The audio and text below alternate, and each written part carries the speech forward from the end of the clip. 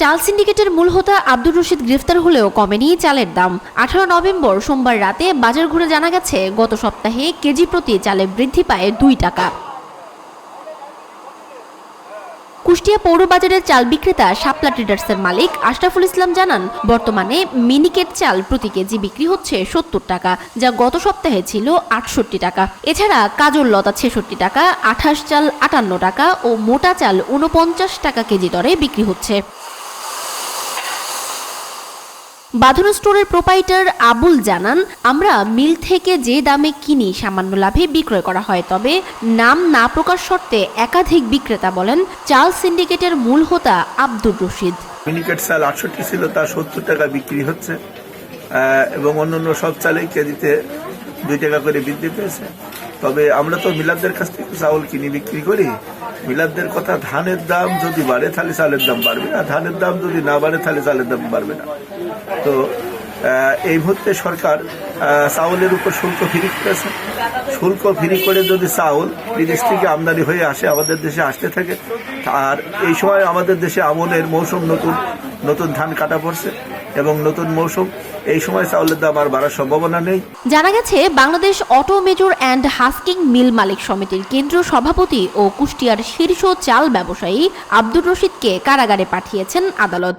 শনিবার রাতে তাকে আদালতে নেওয়া হলে কারাগারে পাঠানো হয়। এর আগে একই দিন বিকেল 5:30টার দিকে কুষ্টিয়া শহর থেকে তাকে গ্রেপ্তার করা হয়। আব্দুর রশিদের বিরুদ্ধে প্রতারণার একটি মামলায় গ্রেপ্তারি পরোয়ানা জারি ছিল।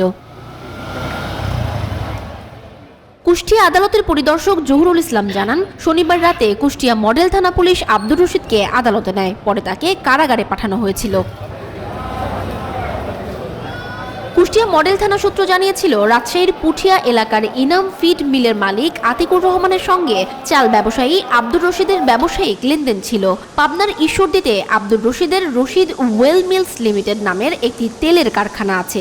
ওই কারখানা থেকে ফিড মিলের কাঁচামাল কিনতে আব্দুর রশিদকে চেকের মাধ্যমে 1,63,64,867 টাকা অগ্রিম দেন আতিকুর রহমান।